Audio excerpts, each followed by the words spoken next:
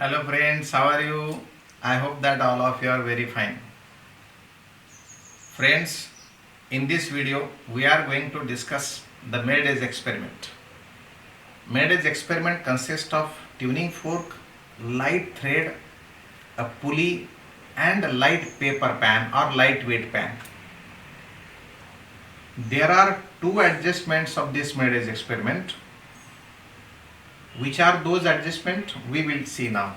We can find out the frequency of any tuning fork with the help of Maydays experiment. So we will see how is that.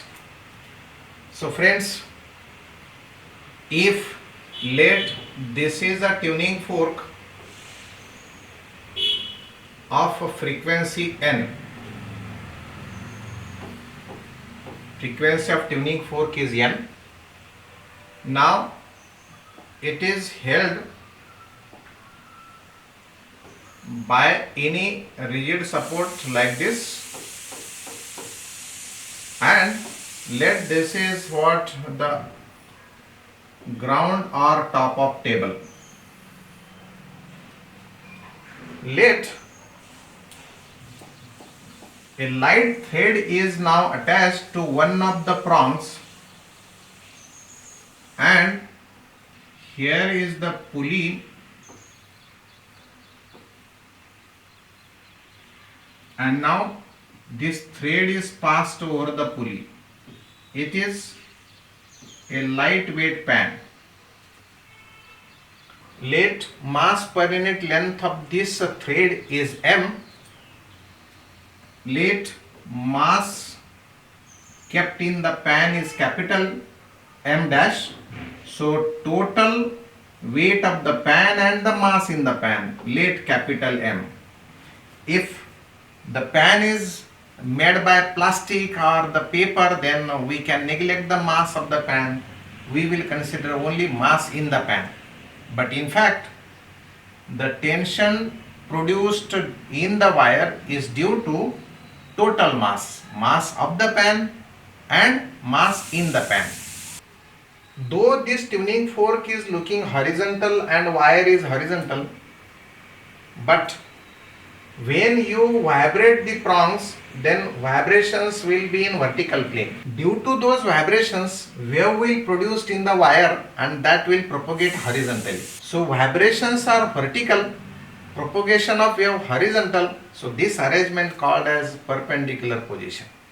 And this experiment is performed by scientist Mayday. So this is called Mayday's experiment.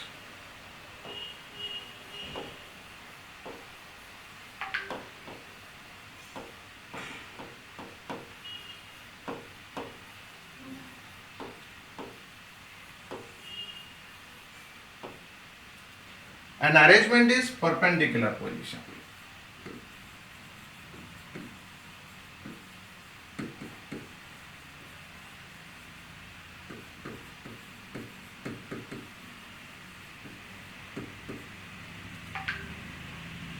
Right?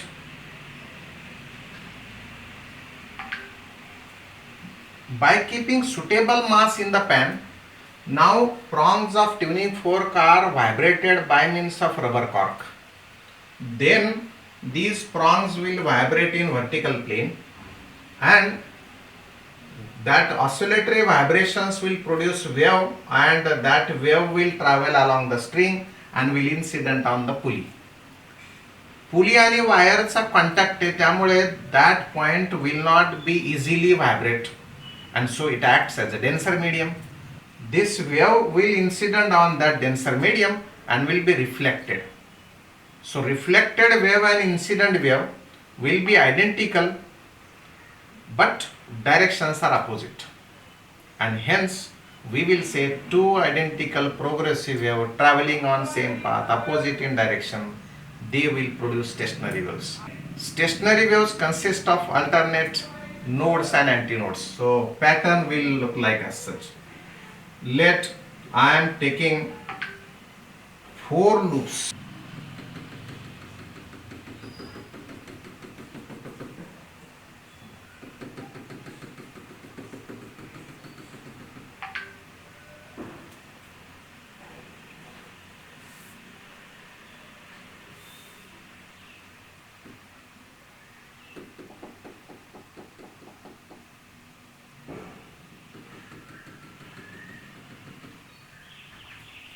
So this will be the well-defined pattern obtained in the string.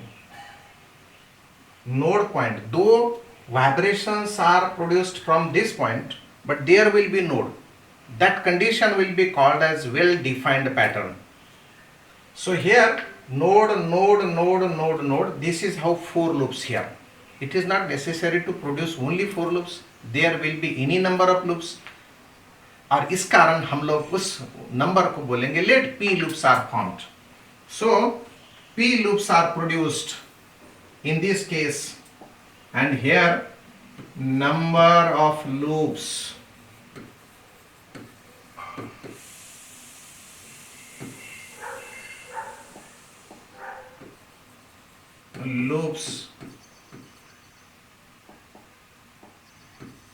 is equal to p.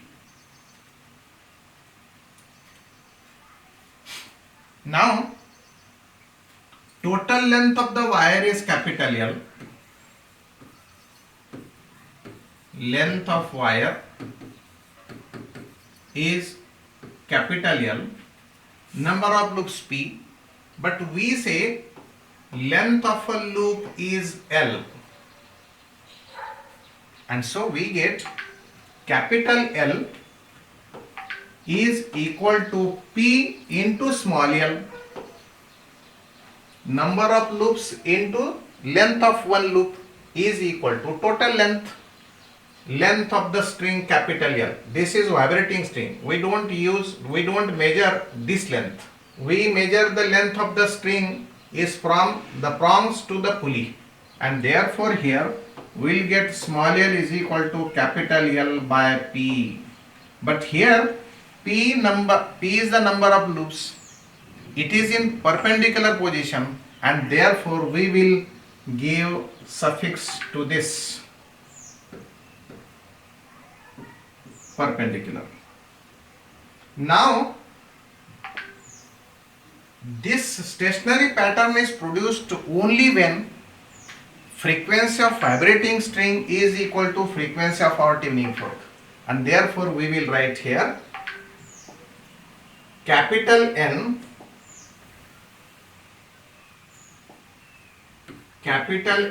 is equal to small n. Now capital N as it is, small n is equal to 1 by 2L root of T by M, where M is mass per unit length. This mass per unit length can be measured easily, though that is a thread, very thin thread, but we can take long length of the thread.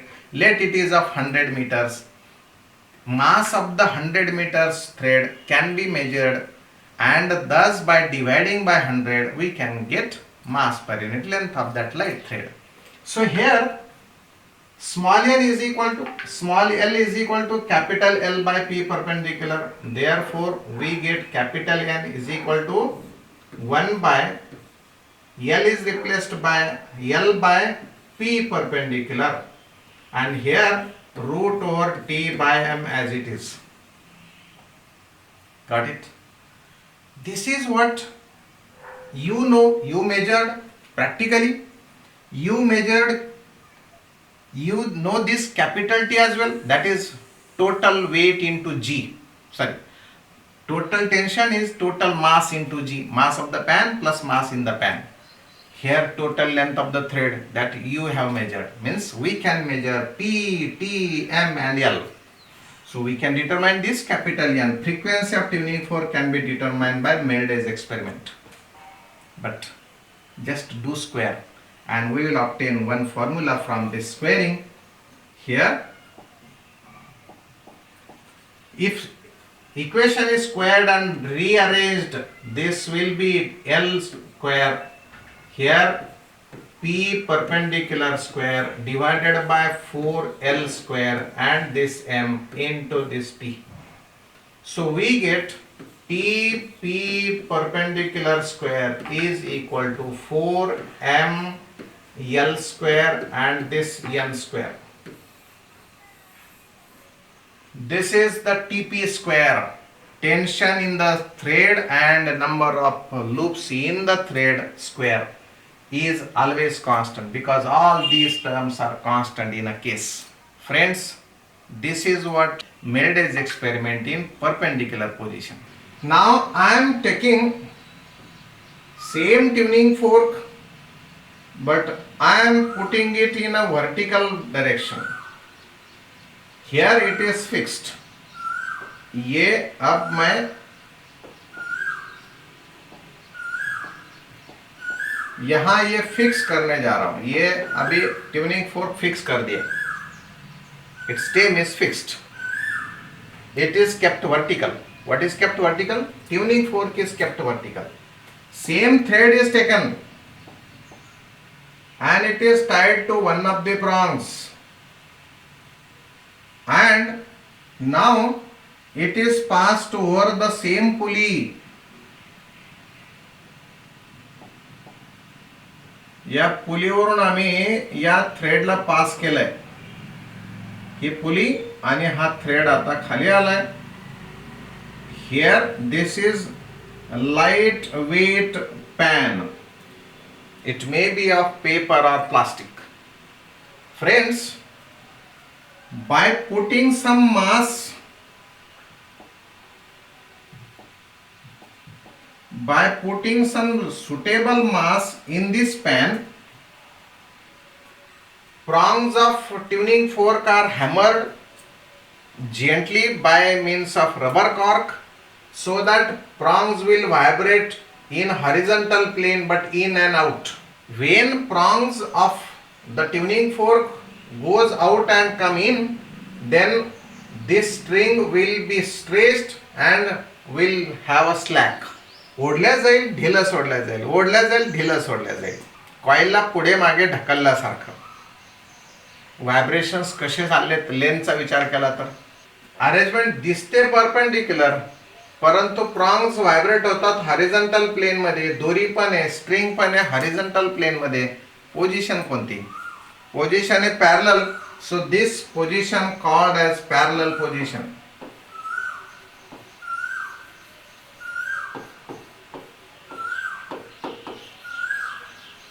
Parallel position. आता बघा मजेची गोष्ट काय, हा यामध्ये सुद्धा loops तयार होतात, पण इथल्या लूप्स पहिल्या लूप्सच्या पेक्षा जरा कमी येतात, परंतु एम्प्लिट्यूड खूप छान छान दिसते याच्यामध्ये. तुम्हाला प्रॅक्टिकल करून दाखवल्यानंतर लक्षात येईल. Here loops are formed. Well defined pattern is produced by adjusting mass, length. We can have a well defined pattern. At the point of the source, node is produced, no antinode. Here is also node, and node point is distinctly formed at the middle also. और ऐसे बस दो ही नहीं, 4, 5, 6 कितने भी हो सकते हैं. That depends upon your tension. अब देखिएगा यहां जरा समझ लेंगे कि कितने वाइब्रेशंस प्रोड्यूस होते हैं. प्रॉन्ग्स के कितने वाइब्रेशंस बनते हैं उतने ही समय में स्ट्रिंग के. जरा देखिएगा दोस्तों. हाँ,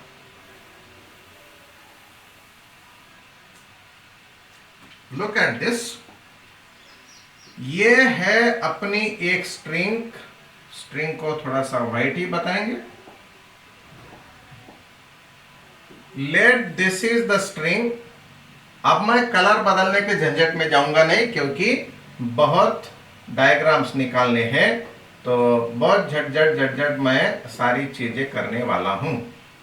तो ये है मेरा ट्यूनिंग फोर्क और इसको रखा है फिक्स्ड इधर. आत्ता जी सिच्युएशन आहे ती मी इथे कशी धरून घेतो, त्यात काय अडचण नाही बरं का. हे आहे वेट इथे, पण समजा मी स्ट्राइक केले हॅमर्स तर ते असे मध्ये जातील, आणि मध्ये गेल्यामुळे त्या प्रॉन्गची सिच्युएशन थोडीशी अशी होईल का नाही अशी सांगा. आणि दोरा जो आहे तो दोरा बऱ्यापैकी स्ट्रेच होईल, म्हणजे टाईट होईल. कोणी म्हणू शकेल की इवन हा पॅन थोडासा एखाद दुसऱ्या सेंटीमीटरना किंवा मिलीमीटरना वरती पण जाऊ शकेल, पण हा दोरा एकदम टाईट होईल का नाही सांगा. ही आपली पहिली पोझिशन हॅमर केल्या बरोबरची. हे पटलंय की तुम्हाला हे असं होऊ शकतं म्हणून?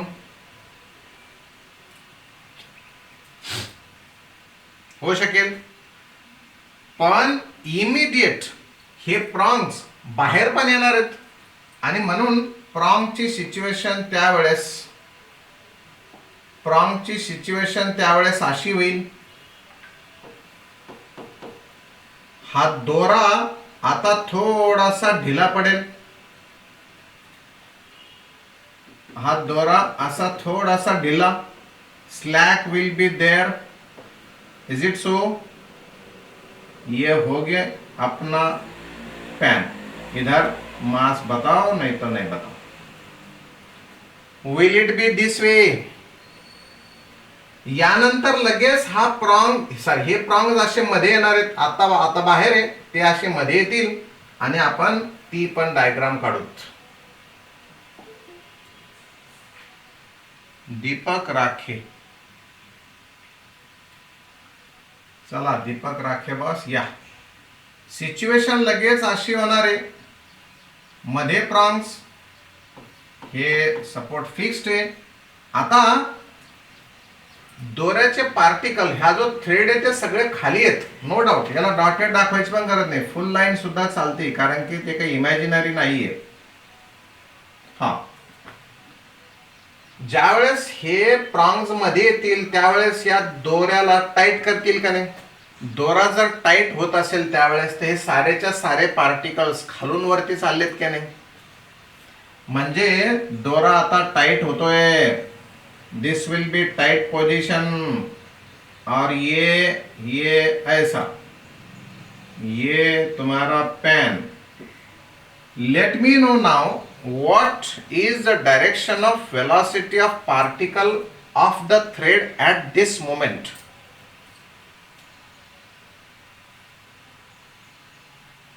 What is the direction of velocity of particles of thread at this moment?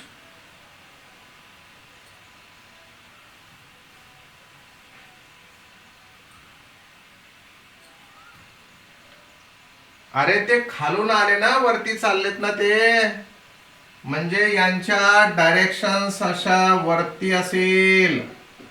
याची कमी, याची कमी, याची आणखी कमी, याची आणखीच कमी, कारण याचं अँटीनोडचं पोझिशन दाखवलेलं आहे आपण. आणि इथं तर असण्याचं काही कारणच नाही. इथे तर असण्याचं काहीच कारण नाही, थोड़ा सा. अब इसके बाद ये जो प्रॉन्ग्स है वो तो बाहर जाने वाले हैं.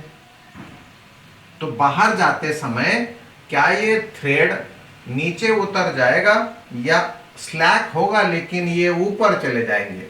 क्या होगा जरा बताइएगा.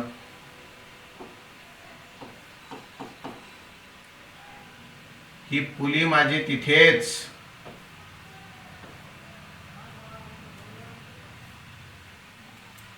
कॉन्व्हेक्स पार्ट तयार होईल का कॉन्केव पार्ट तयार होईल?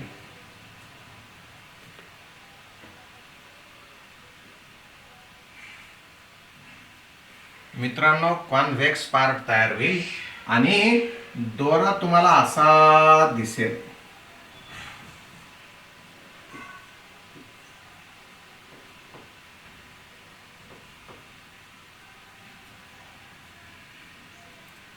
Maximum up position, maximum up. यानंतर हे प्रॉन्ग्स मध्ये येतील. तुम्ही म्हणताल याच्यानंतर असंच शिकवत राहतात पूर्ण पिरियडभर. झाला ते एवढीच लास्ट. हे प्रॉन्ग्स असे मध्ये आले, अगर ये अंदर आते हैं तो क्या ये थ्रेड अब टाइट होगा क्या नहीं? Thread will be tight now and this is how it will look straight. यहाँ हमारी पुली, ये फिक्स्ड पोजीशन और ये अपना पैन, ये मास.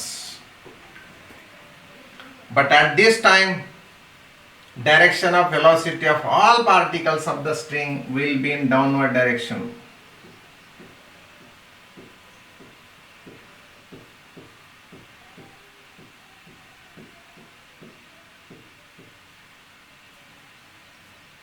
Will it be?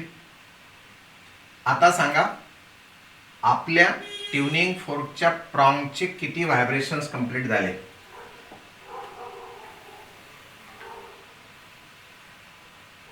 एक. इथून सुरुवात केली आपण, इथं मध्ये होते, इथं बाहेर गेलेत, बरं का? ही स्ट्रिंग टाईट आहे. तुम्ही वाटल्यास इथून सुरू करू शकता, मला काही प्रॉब्लेम नाही, कारण तुम्हाला डायरेक्शन माहित नव्हती म्हणून. तुम्ही इथून सुरू करू शकता, मला आणखी 2 फिगर काढता येतील, काही अडचण नाही. पण इथून समजत असेल तर ठीक, नाही तर मला 2 फिगर आणखी काढायला सांगा. ये फर्स्ट पोजीशन, मेरे प्रॉन्ग्स अंदर थे, मेरे प्रॉन्ग्स बाहर चले गए, मेरे प्रॉन्ग्स अंदर आ गए. व्हायब्रेशन्स ऑफ ट्यूनिंग फोर्क सांगा, व्हायब्रेशन्स ऑफ प्रॉन्ग सांगा किती झाले आतापर्यंत? 3 पर्यंतच. 1 2 3.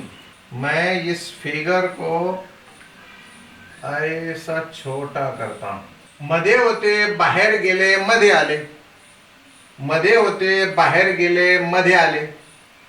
याचा अर्थ एक तर व्हायब्रेशन कंप्लीट झालं, आणि इथे बाहेर गेले, मध्ये आले, किती व्हायब्रेशन्स कंप्लीट झाले? 5व्या पोझिशन पर्यंत किती व्हायब्रेशन्स कंप्लीट झाले? 2. 2 vibrations are completed of prongs. Vibrations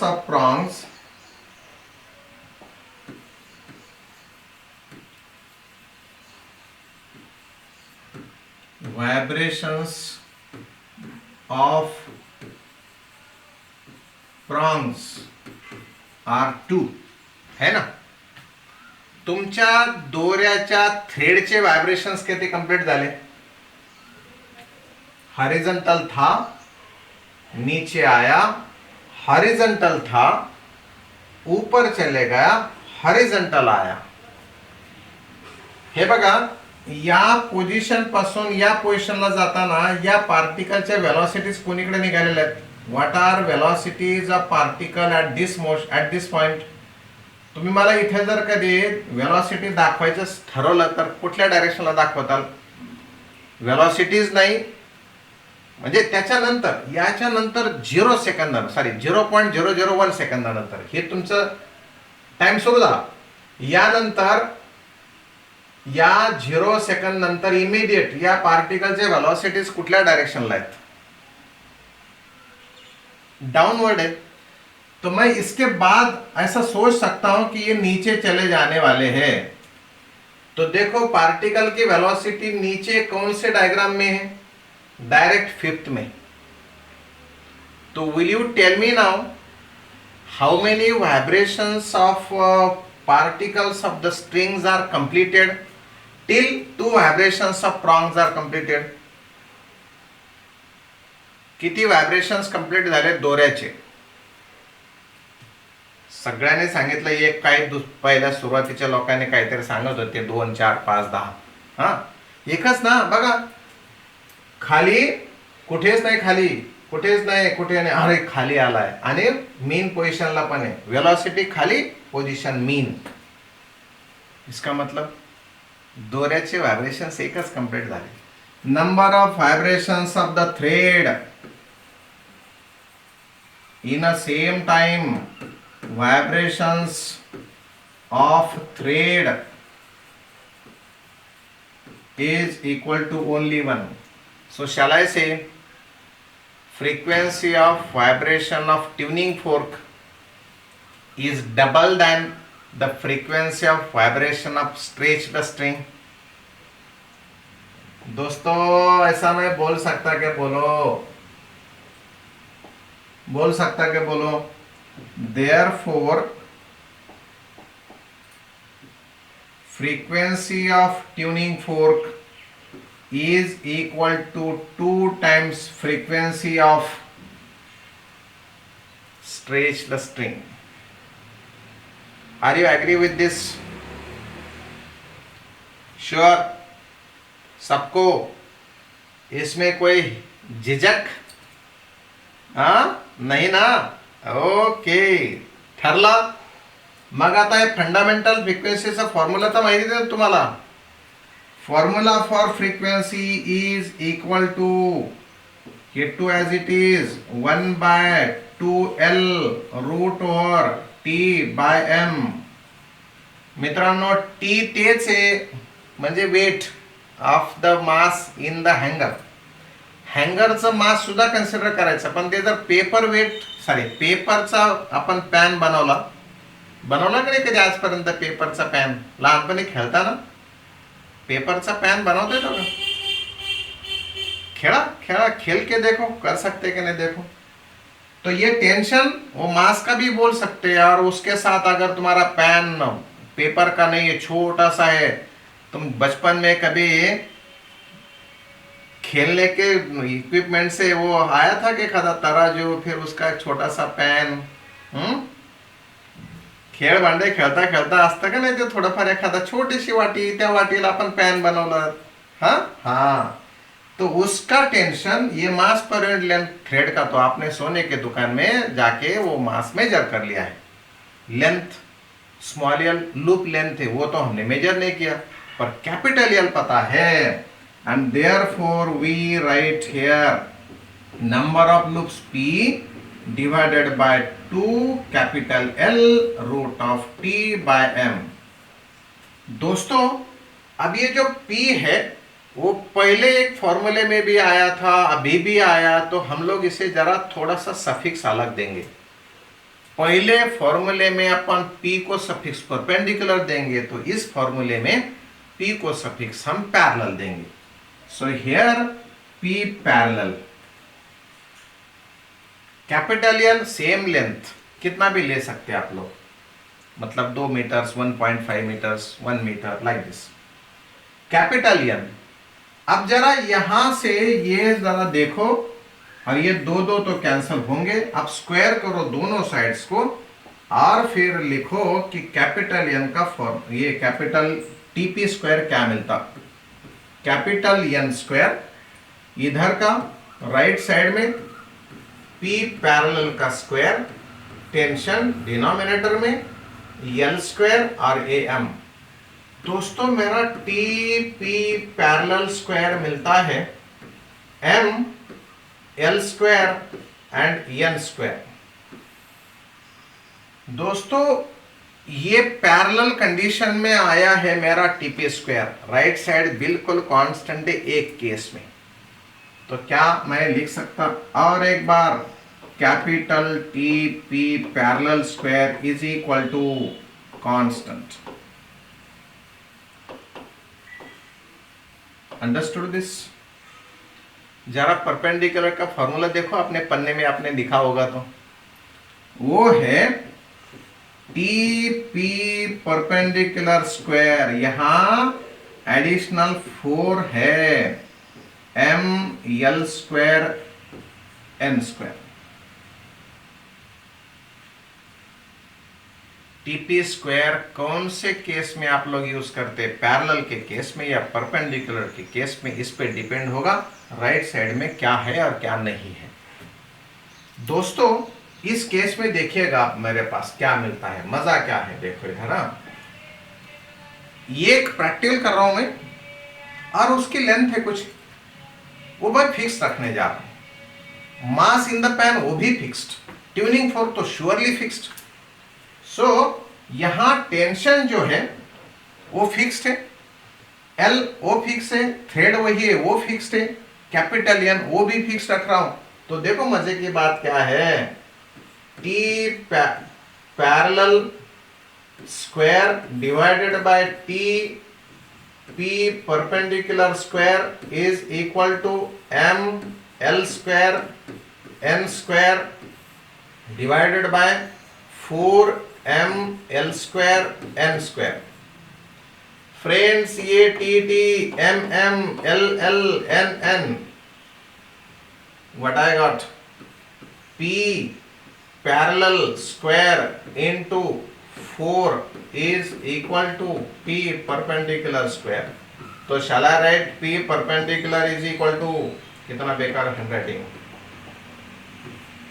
P perpendicular is equal to 2 times P parallel.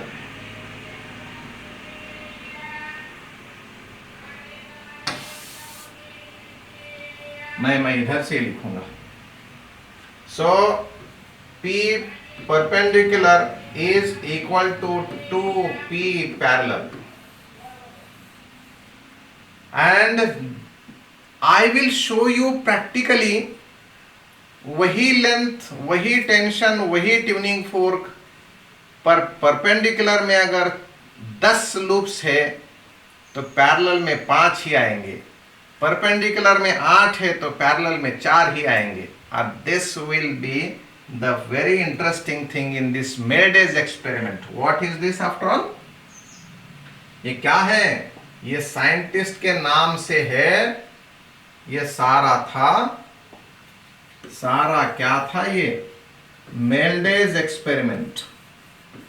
Board को मेल्डेज एक्सपेरिमेंट नहीं है, पर प्रॉब्लम्स पूछे जाते direct experiment.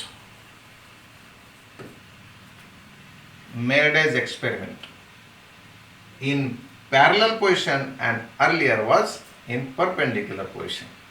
Okay, so this is what all about your Melday's experiment. Friends, sonometer experiment नुसता experiment साठी नाही, theoretical साठी नाही, तर प्रॉब्लेम साठी नंबर 1 पद्धतीने विचारले जाते प्रॉब्लेम्स त्याच्यावरती. म्हणजे इव्हन त्या सोनोमीटर एक्सपेरिमेंट मध्ये बीट्स सुद्धा आणल्या जातात, बीट्स फेनॉमिना. आणि तो बीट्स फेनॉमिना आता आपण डिराइव करायला जातोय. Are you ready? चलो दोस्तों, जब एखादा ट्यूनिंग फोर्क हम लोग बजाते तो साउंड सुनाई देता, या कोई हॉर्न बजाता तो साउंड सुनाई देता. हम अब क्या कर रहे हैं? वो हॉर्न कंटिन्यू चालू रखते हैं. उसकी कुछ फ्रीक्वेंसी होगी एक जगह, दूसरा जगह एक सोर्स है, उसका भी हॉर्न चालू है, उसकी भी कुछ फ्रीक्वेंसी होगी. दोनों फ्रीक्वेंसी अपने कान में आते हैं.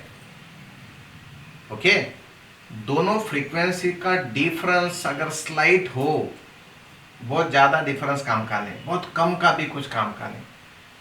अगर एक सुटेबल जितना हमारा कान डिटेक्ट कर सकता, छोटा बड़ा साउंड, कम ऊपर नीचे हुए वाला एम्पलीट्यूड, वो साउंड अगर डिटेक्ट करता, उतने फ्रीक्वेंसी का डिफरेंस चाहिए. इसलिए स्लाइटली डिफरेंस बोलना.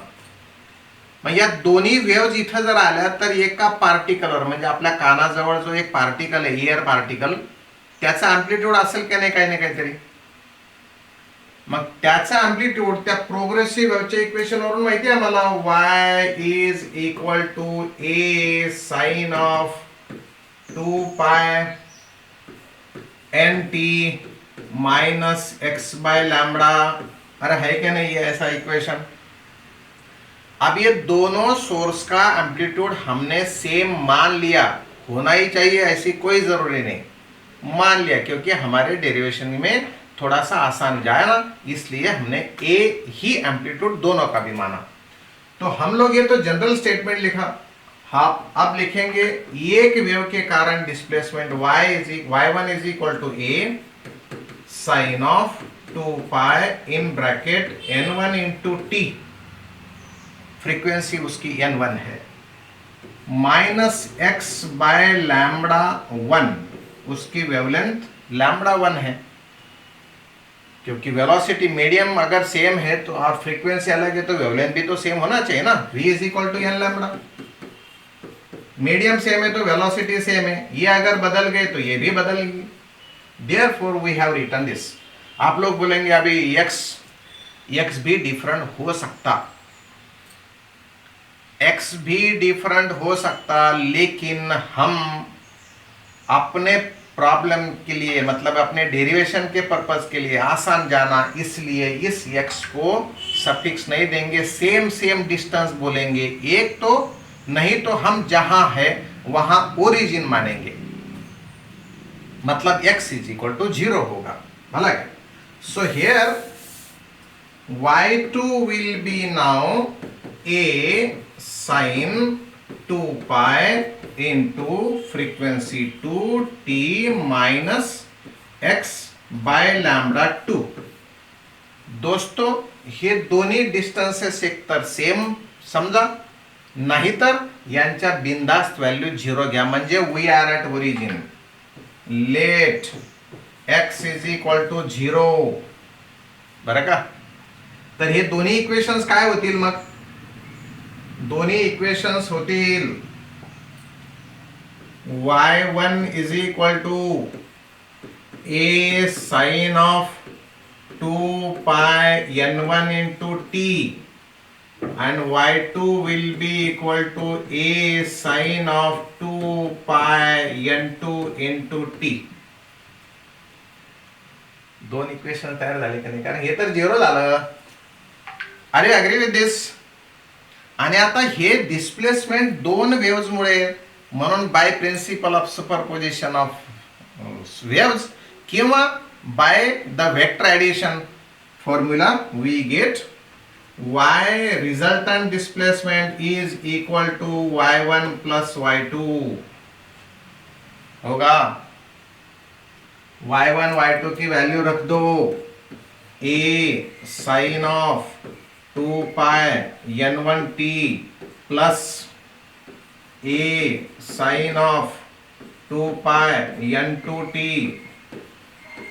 दोस्तों क्या क्या कॉमन ले सकते? a साइन 2 पाई और t कॉमन ले सकते हम. a sine 2 pi t common ले सकते कि नहीं हम?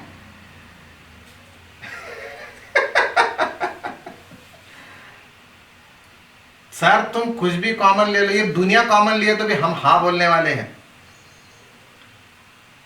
सर यू आर ग्रेट, तुमने दुनिया कॉमन लिया तो भी चलता. तुम कितना अच्छा पढ़ाते हो. तुम ले लो, चाहे वो कॉमन ले लो, चाहे तो हम भी आते तुम्हारे घर में कॉमन लेने के लिए, खाली खाने के लिए, है कि नहीं? अबे ये खाली ये कॉमन ले सकते.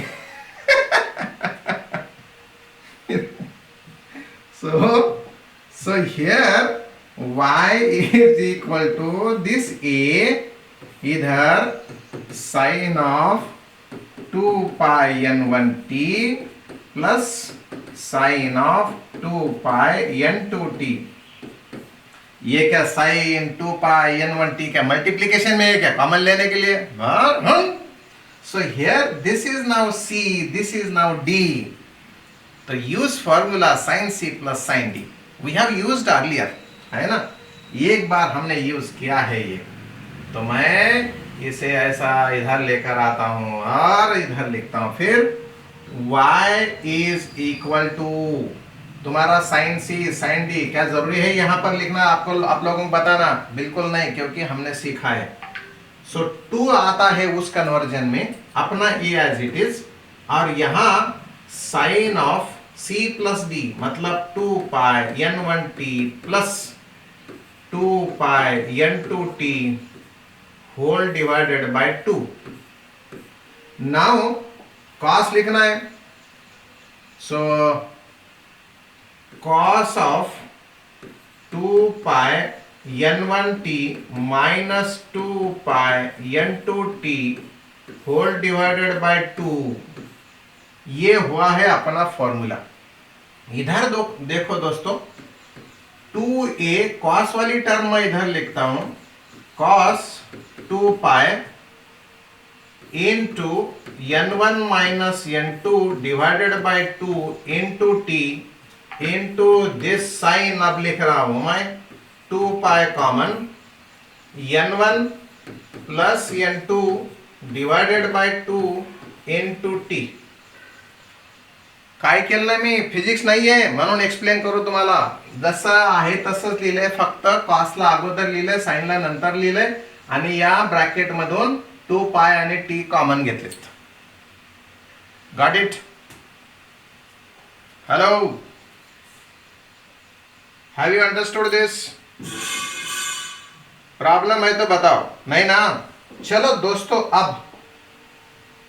अब यहां हम लोग देखते हैं कि भाई ये तो हम जरा रिप्लेस कर सकते हैं, तो y will be equal to some amplitude into sine of 2 pi some frequency n into t। क्या ये मेरा n उस n1 प्लस n2 बाई 2 के जगह है क्या? नहीं। इसका मतलब वो particle oscillate with a frequency n and with amplitude r। दोस्तों ये n मतलब frequency of vibration of particle है, ध्यान रखो। Frequency of vibration of particle spelling particle की, पार्टिकल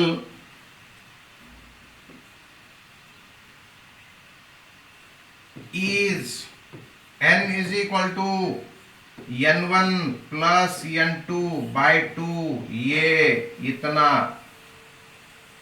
दिमाग में भरो, नहीं तो कॉमन निकालेंगे sine of 2 pi into T. ये है। Now this r is amplitude, but we have replaced these three terms by this r. So r is a cos dependent, cos is a time dependent, and thus that capital R varies harmonically because it is harmonic function, है ना? So here R is equal to capital R is equal to 2a cos of this 2 pi n1 minus n2 by 2 into t। हे समजलंय? हे replace केलं आपण आणि हे harmonic function आहे, म्हणजे आर म्हणजे amplitude of the resultant vibration varies harmonically. मग याचं मॅक्सिमम एम्प्लिट्यूड किती येणार आहे? R is equal to plus R minus 2a। त्यावेळेस होईल अँटीनोड म्हणजे मॅक्सिमम। हा इथे आता आम्हाला स्टेशनरी पॅटर्नचा नाही बघायचा आहे, आमच्या कानात इथे एम्प्लिट्यूड जास्त येते आणि ती जास्त एम्प्लिट्यूड आली म्हणजे मोठा आवाज येतो, that is loud sound, and loud sound in this chapter is called as waxing. So this is the case, this is the condition we called as waxing. Waxing means loud sound.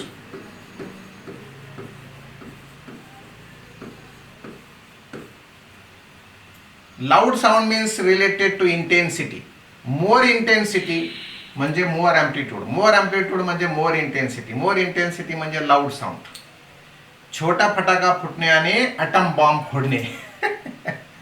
Autumn bomb फटाका फोडणे, कानाजवळ फुटला की खलास, आयुष्यभर कानला त्रास।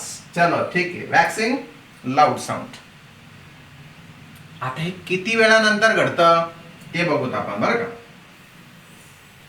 ये loud sound का सुनेंगे,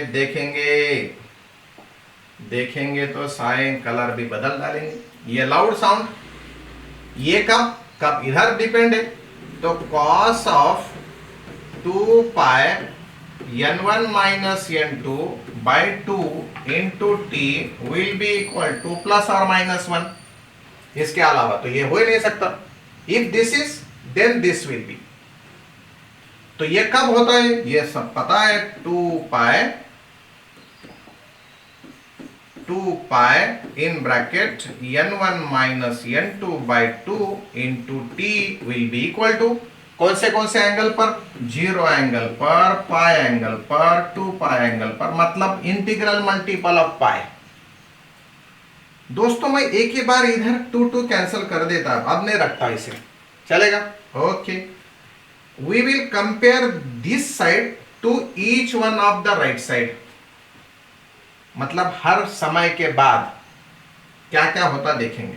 पहला केस इसके साथ कंपेयर कर देंगे तो अपन टाइम t1 बोलेंगे। सो पाई, इधर लिखता हूं मैं,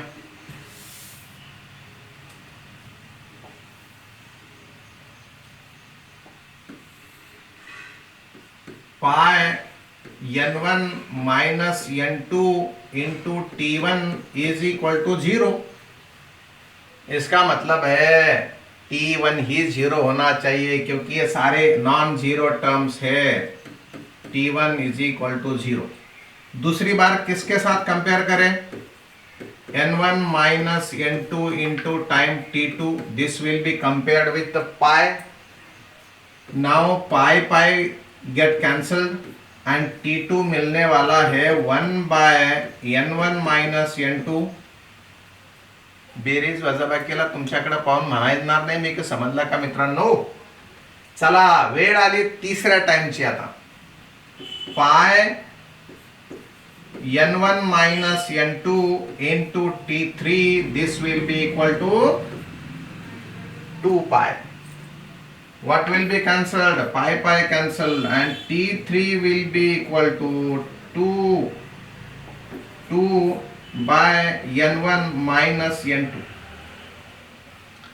दोस्तों ये तीन समय है अपने पास, चौथा समय कितना आएगा तो वो भी बता सकते हैं आप लोग। कितना आएगा रे, यहाँ पे 3 पाई होगा, क्या बताऊं मैं, यहाँ पर लेता हूं एक और लेने को, क्या लगता है ऐसा, ये pi in bracket n1 minus n2 into t4 is equal to 3 pi. कितना होगा, ये pi pi cancel, t4 will be equal to 3, ये 3 divided by n1 minus n2। Got it. So ये देखो अभी 4 समय अपने पास आए, आप लोग कौन से भी सक्सेसिव समय को डिफरेंस ले लो तो वो मिल जाएगा 2 वैक्सिंग के बीच में का समय। That will be called as a period of waxing, है ना। हाँ, so period of waxing will be either t2 minus t1, t3 minus t2, t4 minus t3। कितना होता हो, कितना होता,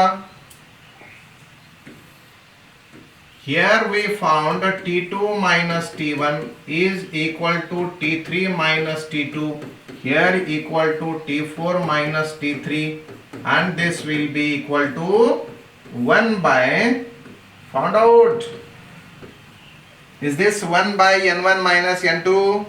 Yeah, पर ये तो पीरियड है, so we will say period of waxing is equal to 1 by n1 minus n2। दोस्तों पीरियड का रेसिप्रोकल क्या होता, पीरियड का रेसिप्रोकल होता है frequency. So I will write 1 upon n waxing is equal to 1 upon n1 minus n2। so shall we say frequency of waxing is equal to n1 minus n2, is it okay?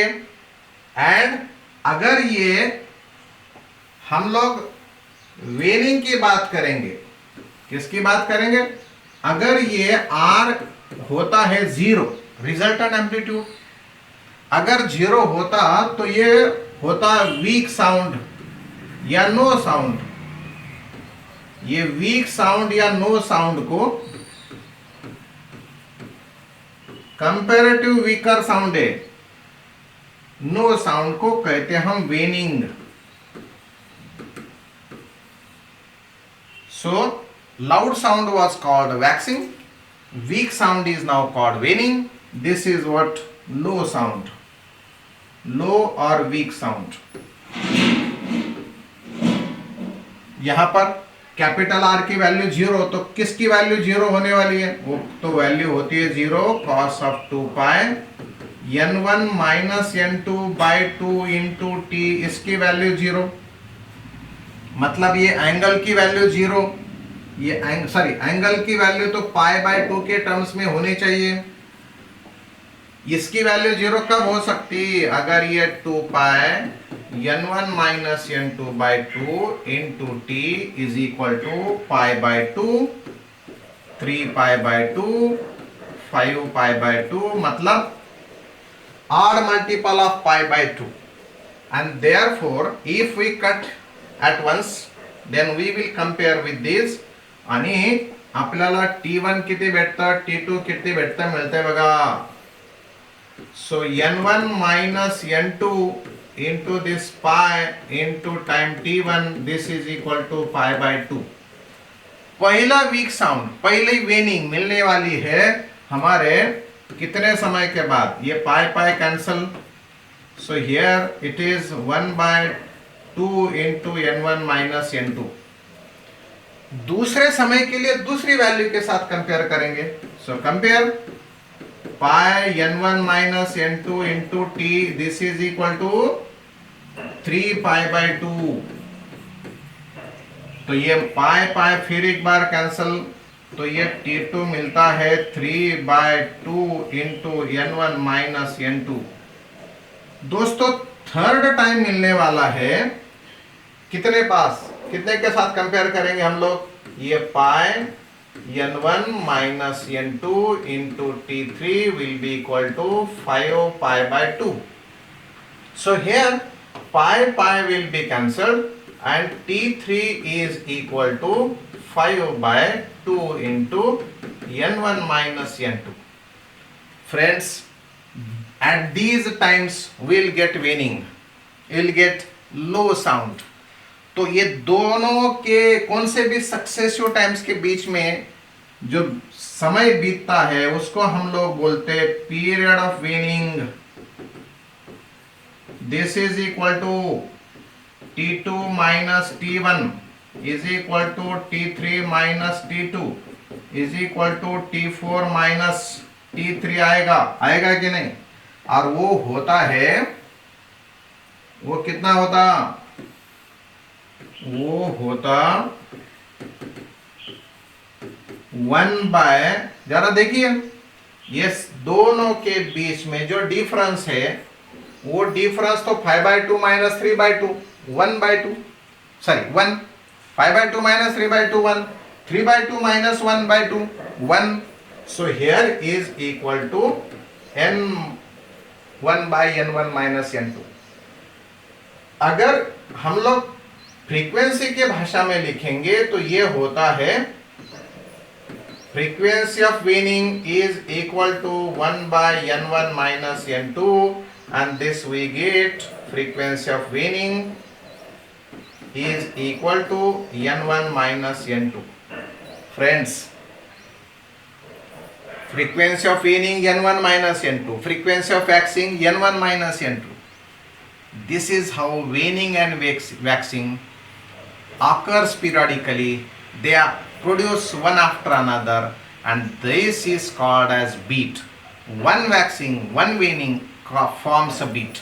One waxing, one waning forms a beat, and this is why we get beat frequency.